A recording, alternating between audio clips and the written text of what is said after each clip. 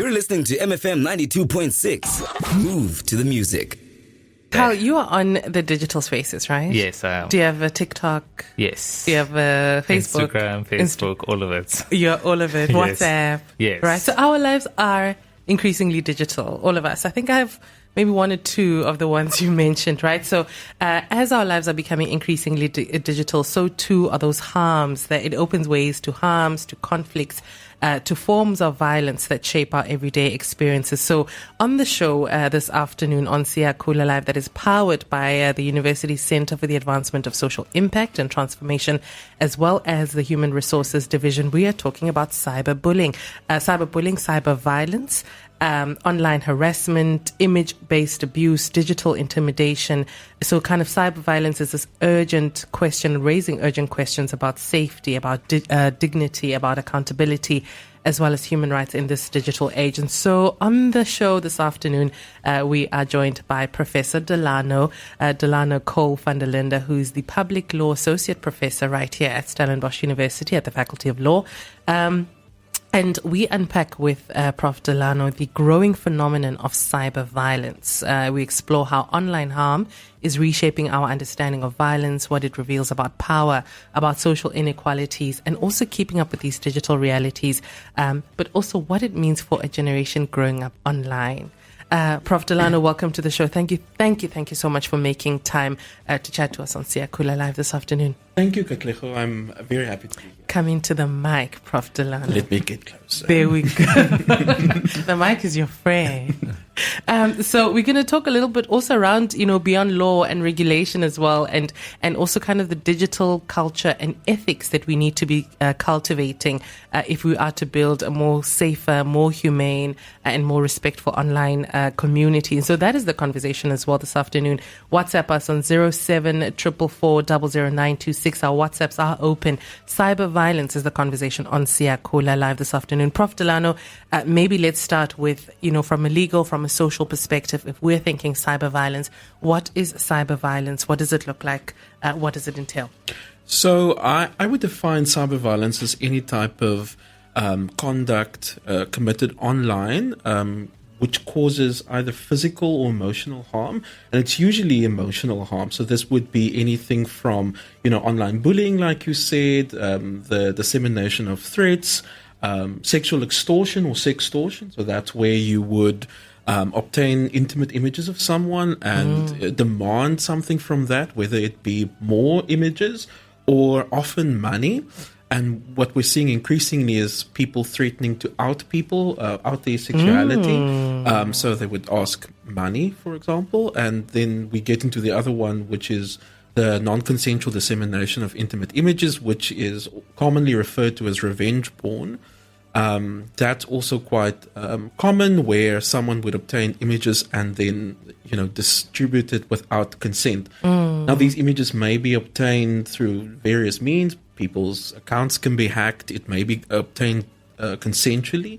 It may be shared consensually between consenting partners. Yeah. And then people just share it with their friends without the people's consent, or post it on Twitter, which you can do. It's allowable under Twitter's or X's policy. You aren't allowed to post images you do not have the consent of, but it's difficult to monitor. And then, of course, there is online attacks, xenophobic attacks. Those are all typical forms of conduct that I would describe as cyber violence, and they have significant emotional and psychological impacts.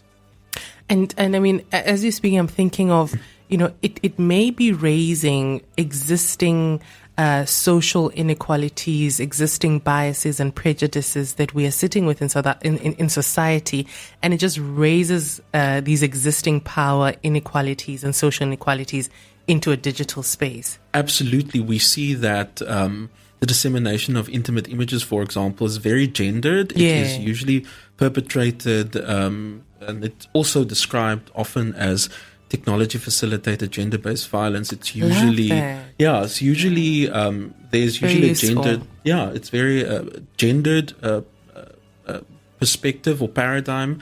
And as you mentioned earlier, it kind of highlights existing social ills in the country, globally as well.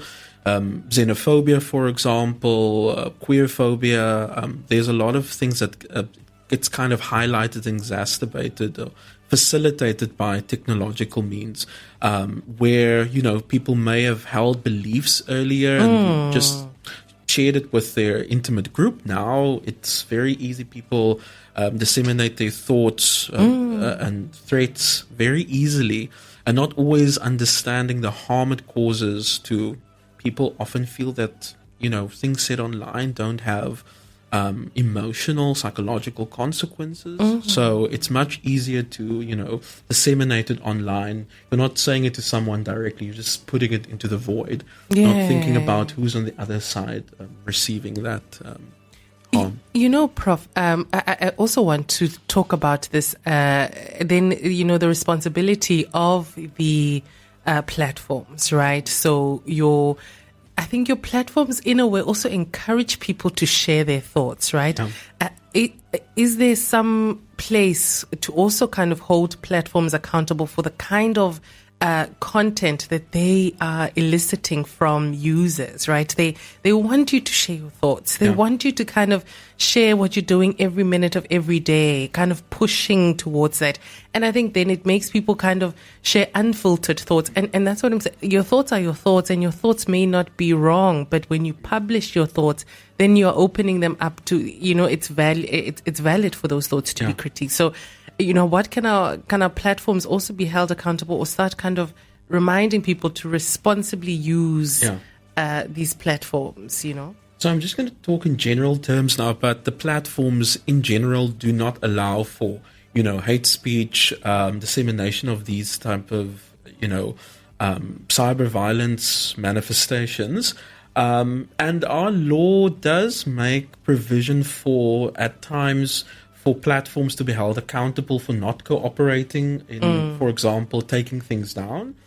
It's quite difficult at times, but it is possible. And in some instances, the corporations can even be held criminally liable and fined. It's not happened yet, I think, in South Africa, but there are mechanisms under our legal architecture to assist in taking things down and even holding platforms liable in certain instances.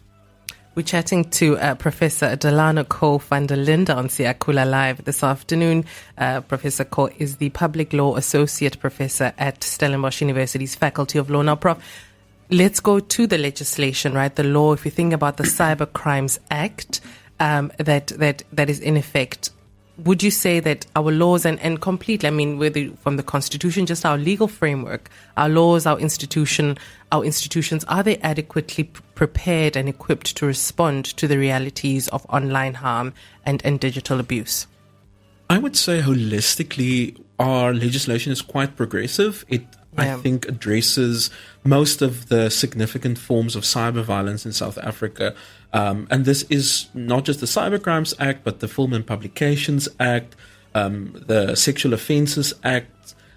These acts in general have, adequate provisions to, criminalize this conduct. I think where the issue comes before when someone's actually charged with an offense is, training of police officials. I think there's still a way to go with that. I've heard a lot of experiences of people, going into police stations and police officers not knowing exactly how to deal with, something experienced online.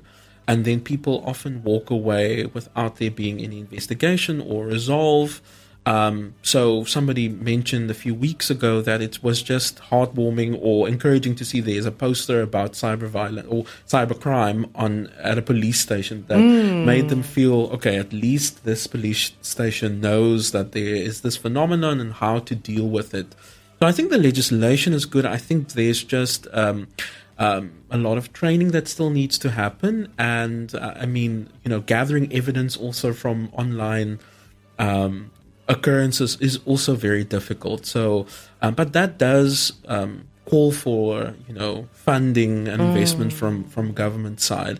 And then also, I think there should be more attention to the after effects of cyber violence. Are our victims getting enough attention about, the psychological consequences? I think that victims in general are often kind of relegated to being just a witness to their own crime. So I think it would be best if there was, there are standard operating procedures how to deal with victims, especially young victims, but I think that could be bolstered even further. Sure. And I think that maybe is a gap to kind of think about, or maybe also kind of how our communities, how our families also respond to, that your young niece is they have a cell phone and they are on Facebook a lot in terms of also, and I think we can talk a little bit about that around also kind of like etiquette, social media etiquette in the homes. We can talk about that when we come back. We're chatting to Professor Delano Cole van der Linde on SiyakhulaLive this afternoon. If you have questions as well, or you want to be part of this conversation, WhatsApp us on 0744400926. It's 15 minutes to the hour, 1 o'clock. We're still chatting to Professor Delano Cole van der Linde in studio this afternoon. We're chatting cyber violence and also cultivating much healthier digital environments. We are all on some or other digital platform. So how do we cultivate a much healthier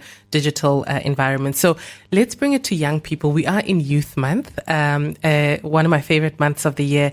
And we know that young people are growing up in deeply digital environments. Identity is at the forefront. Identity, relationships, conflicts are increasingly navigated online, right? So what concerns you most about perhaps the normalization of cyberbullying and digital aggression, cancel culture? What is this kind of also spelling the way for when it comes to identity formation, navigation of relationships, and all of this is happening online? Yeah. So we spoke about it earlier. It's kind of this digital dualism where, people don't particularly understand things that they say online have dire emotional, psychological consequences.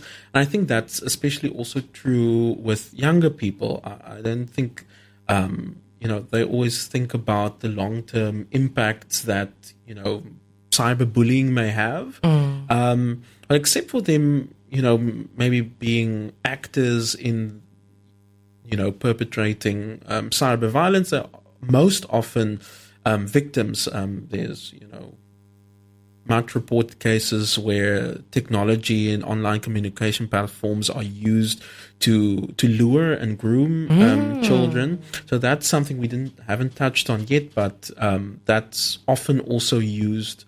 Online violence is also, or child pornography, the production of child pornography can also be seen as a form of cyber violence. And this is quite unfortunate because, just like with revenge porn, child pornography is often lifelong, where the victims feel that there is a persistent attack on their, privacy, because these images, although they may be removed, will be online forever. So, and there is also pervasive degree of sexting amongst minors.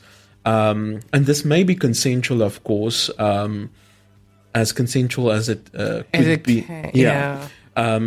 Between minors and but then there's also sometimes the power dynamics where sometimes there's an older person sexting with a minor. That's also quite prevalent.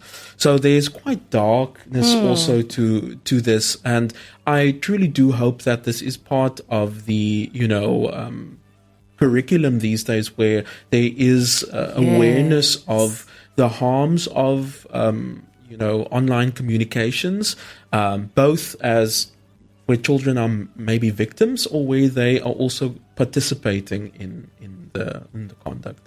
So if we have a listener who has maybe a niece who is 14 years old and really loves creating content on YouTube, which I think is, it can be so adorable and can be quite healthy in its own way, right? To share experience of life and express. What are some of the things that you would say they ought to be mindful of, and we can think about it from legally, but also kind of socially, what are the things that as they go onto this journey, because now, you're exposing your little life to a big global community, and people are going to have input on, that dress and in how you look, and, your home, it looks like that. Is that your room? So how do we prepare young content creators out there that are eager to get in and engage with the digital community? What are some of your things that they must bear in mind? Yes, so I think your particular example about YouTube, at least YouTube, as far as I know, limits the comments or turns off the comments automatically for content that is labeled as child content. So at least people can't comment. Oh, you can't comment on YouTube on children content. Really? Yes, okay. As far as I know. So that already helps a lot. That helps a lot. But then aspects you mentioned now, such as, parents must be on the lookout for, are the children maybe disclosing identifiable information, whether they go to school, where they're located, where is their house located. Because they're wearing a jersey. At that time, you're Yes. wearing a school jersey. And Exactly. And I see a lot of children also now creating TikToks, and, are they in identifiable places? Because I think it's very, it's great that children are expressing themselves creatively and it's something fun, but we must also be just aware of there are unfortunately bad actors out there. So just take note of identifying and identifiable information when the kids produce content. there's so much to talk about. I mean, as you speak, I'm like, also babies and kind of, I think there was a seminar that the law faculty had hosted last year on the child protection seminar. I think it was hosted by Admak Moyo around that. And I think one of the topics was around kind of filming babies, using, your baby's content. I mean, it's cute. All of us, babies are adorable. But you think, 18, when this child turns 18, 19, that kind of consent, because I mean, the child is, the parent are in custody of the child, and the safety of the child is very much in the hands of the parents, and the parents kind of then, involve the child in this digital community. So the child is already exposed to the world and all of that. So maybe some of your kind of considerations around that and the ethics around that, because there are conversations happening around, kind of the ethical boundaries of that. Yeah, I think some jurisdictions have looked into, considering whether this is now child labor, for example. I don't think South Africa really has any type of regulations regarding social media influencing and you kind of quote unquote employing children in this type of content. But once again, there's of course this element of children being parents must just be aware of very innocent things being sexualized online. And some people have pointed out there's often, if you have a creator that's a so-called family vlogger, for example, and they, create content about their home lives and so forth, it's been pointed out that often, there's a save function on many, online platforms. I think TikTok as well, Instagram, where you can save a video, and people have pointed out that often videos where children are in are saved more, and then people think, is this for nefarious reasons?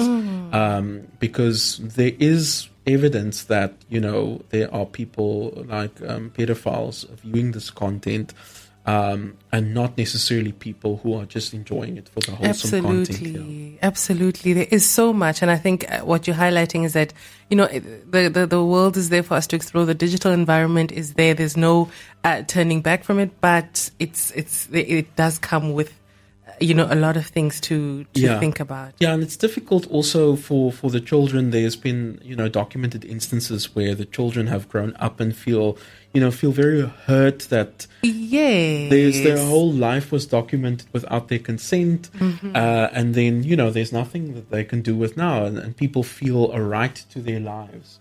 Or a right to their... So I think there's something there. I really do think there's something there to say, I didn't ask for the world to see what I ate and how I ate and how I chewed for a good part of my upbringing. But I mean, I think that it is an area that, for me, at the very least, let's actually have conversation about it and just put it out there that there are ethical considerations, particularly when it comes to children, that we must really just spend a little more time thinking about. Just before I let you go, Delano, maybe your last parting shot. We think about law, but also punishment. And punishment, I also started to think about cancel culture and all of that kind of framework around, also kind of punish. So beyond law, beyond punishment, let's think about digital etiquette. Let's think about digital ethics and responsibility. What kind of cultures do we need to cultivate if we want to, play on the digital environments, but safer and more humane online spaces? Yeah, I think what's important for me would be for this disruption of this digital dualism, that things said to people online are not harmful, or you're kind of disconnected from causing some kind of emotional or psychological harm to people. I think that's important. What I've also found interesting, that victims or complainants would often say, and this is research done overseas, that they didn't necessarily want, the perpetrators, whether it be for sextortion or dissemination of revenge pornography or other harms, they didn't necessarily want the perpetrators to go to jail. What they wanted was something of restorative justice. Absolutely. Where the perpetrator sits down with them and says, listen, what I did was wrong. It was wrong. I hurt you. And what they also wanted was just for the material to be deleted or destroyed. Yes. Now, of course, that's not always in the hands of the perpetrator. Because if you share it, especially online, it might live on forever.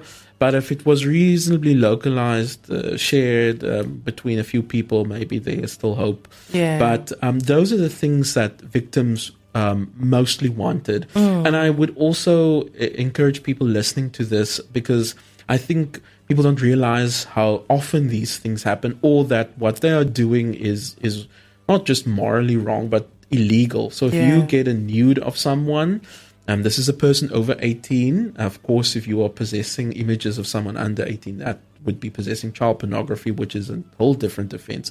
But if you're in a relationship with someone, or you're texting someone, this person is over the age of 18, and you're sending their intimate images to other people, that is a crime. And it's not just a crime, it's a crime under 3 different pieces of legislation. So our legislature was very serious about this. And, demanding things from people while you have their nudes, that's also a crime. So I think it's very important to take into account that things that you might be doing innocently may actually constitute a crime, and just treat people a bit more kinder online. I think that's also important. I think that's very important, and thank you for that, Delano, and kind of be a bit more circumspect. I think if we're going to play on the digital spaces, I think we have increased responsibility. With more rights comes responsibility. Prof Delano, let's leave it there for now. Thank you so much for joining us on SiyakhulaLive on Lunch and sharing your pearls. But as you can tell, this is a big conversation, and maybe we can spin it around again sometime in the near future. But thank you to you for listening and being part of the conversation as well. Thank you to Delano, Prof Delano from the law faculty for joining us.